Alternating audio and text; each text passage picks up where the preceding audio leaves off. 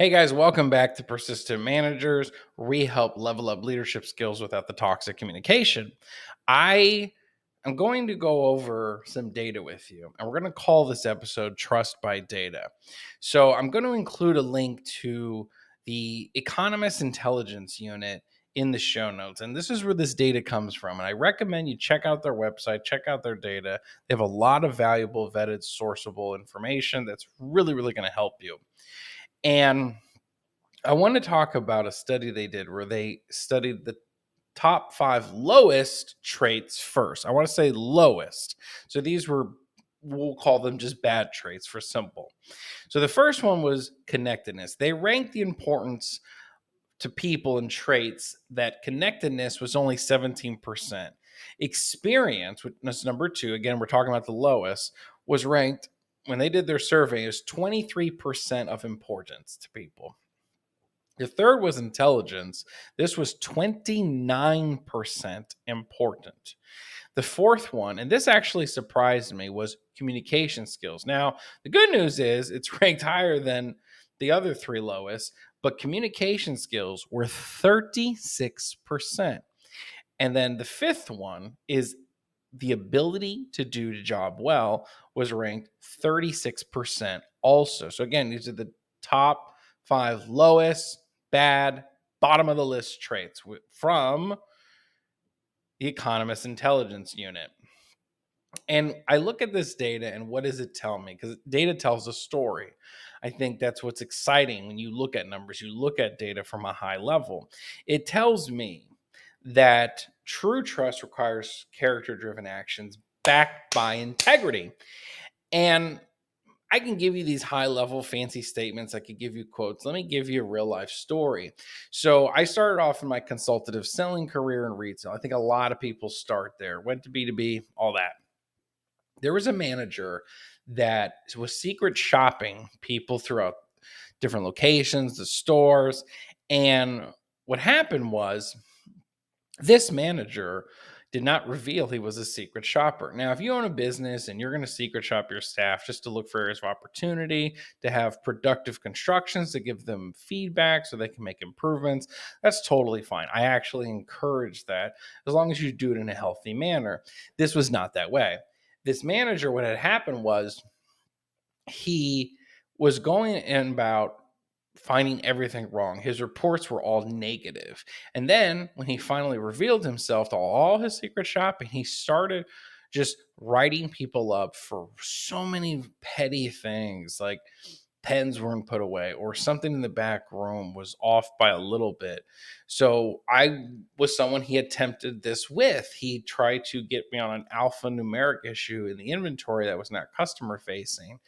And I can't recall off the top of my head if it was an error on my part or not, but typically it doesn't really matter. We're all a team. I'm going to take responsibility.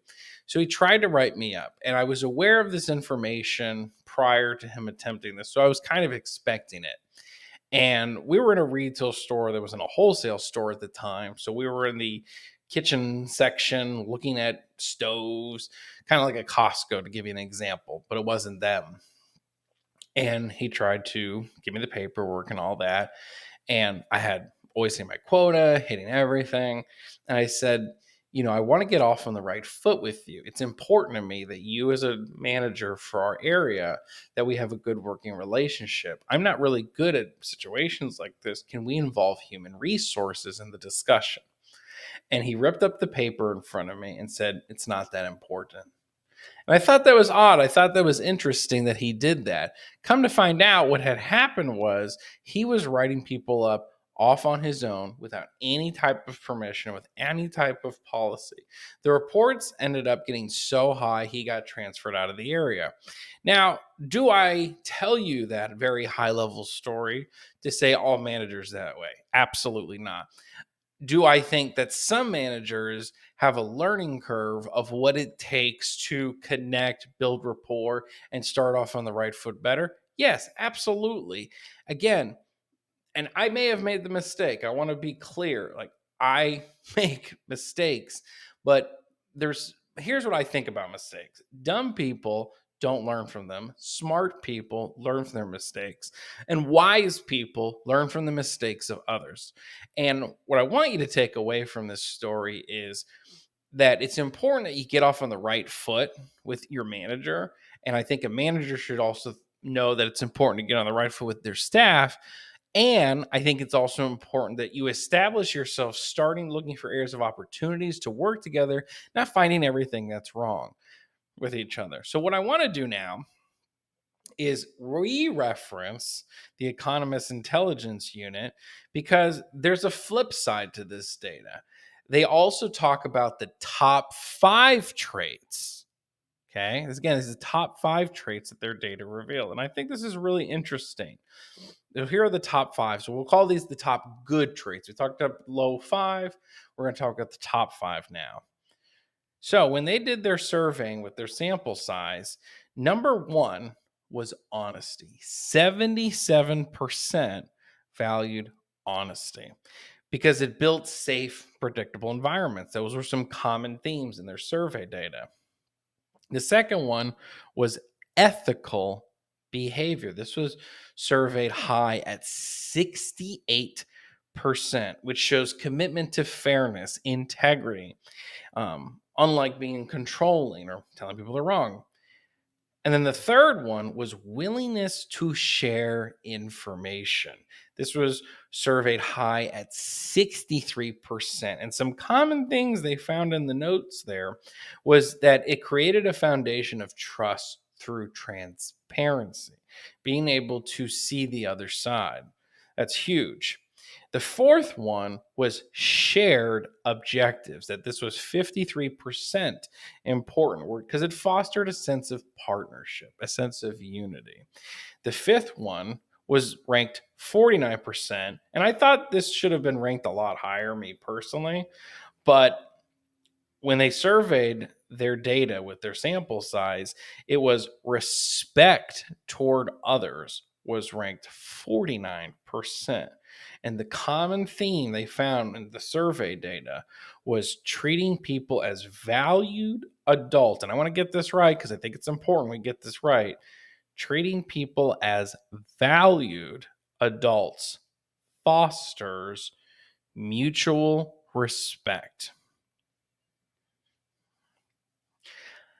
I tell you that to tell you that I think I'm studying through an MBA program right now, and I've got a very long way to go. The reason I decided to take on this journey is because I value education. I think you should never stop learning. I think you should always keep going. My wife, when she comes on future episodes, she's very smart. She has a PhD, 10 times smarter than me. And her and I have been through a lot. Been married 10 years.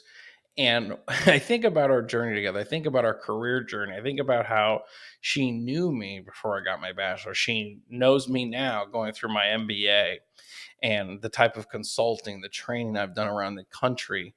And I look at these traits and I'm going to summarize an alternative story with you. So we talked about the manager who was a gotcha manager earlier. So I want to give you a flip side.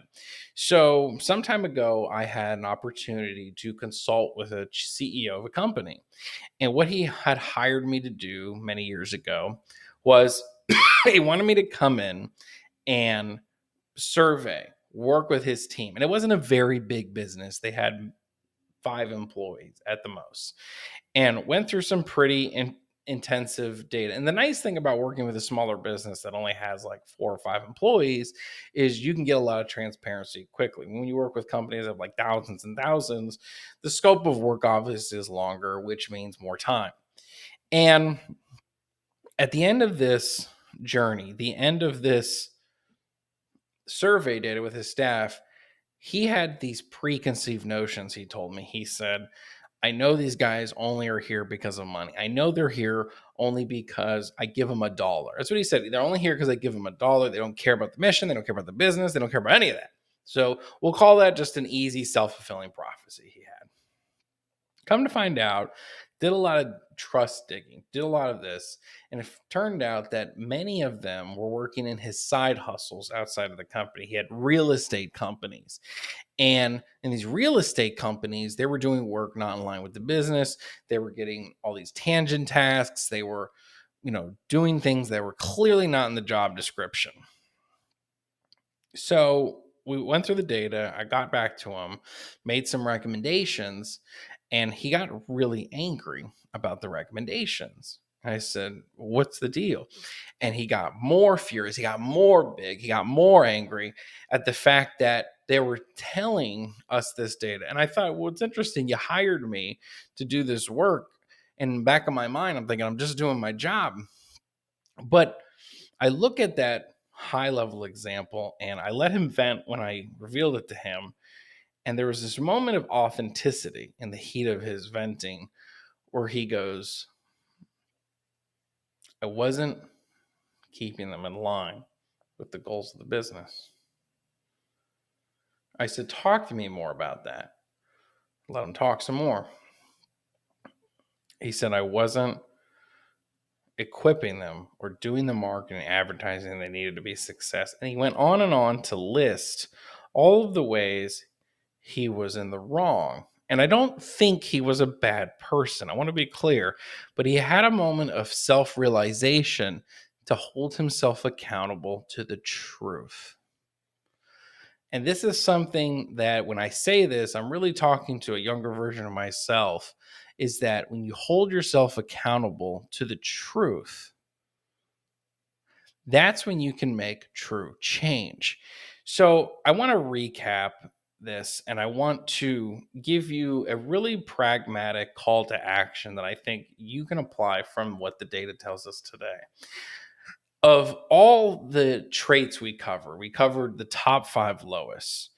And what I would encourage you to do, and I'm going to list them off again, if you struggle with connectedness, experience, intelligence, communication skills, ability to job well, you don't need to focus on those areas. Those are areas that are not important to people based on what the data tells us here. What I want you to do is focus on the top 5 that we covered, which was number 1, that was honesty, which was ranked at 77%. And then number 2, to go through here, was ethical behavior. Number 3 was willingness to share information. Now, if you work for a company, that's different. You need to align with your leaders on what you can share because there's a lot of got to be safe. So always check with your leader when it comes to that one, what you can and can't share, especially if it's your position. 4, shared objectives. 5 is respectfulness toward others. So I want you to think about just the top 5.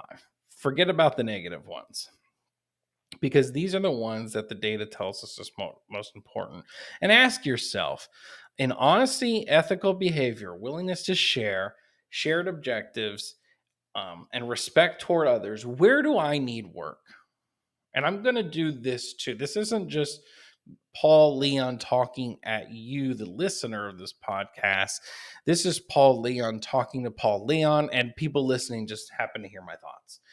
And in the next 30 days, I want you to focus on one of these areas and ask yourself which one needs the most attention. And then what I want you to do at the end of those 30 days is revisit these top 5 and reassess yourself is did you take action in making that improvement? And if you can say honestly at the end of those 30 days, I did, revisit the top 5 again and pick another one. So you'd pick today which one you want, set in your calendar on your iPhone, iCal, Outlook, whatever you use, just did I improve X trait? Was it honesty, ethical behavior, etc.? And again, if you found this episode helpful, you found it incredibly valuable, I encourage you to share this with a colleague, share this with a coworker, and then share the source from the Economic Intelligence Unit because they have a ton of quality information that can help you level up your leadership skills further. And we look forward to helping on the next podcast with you.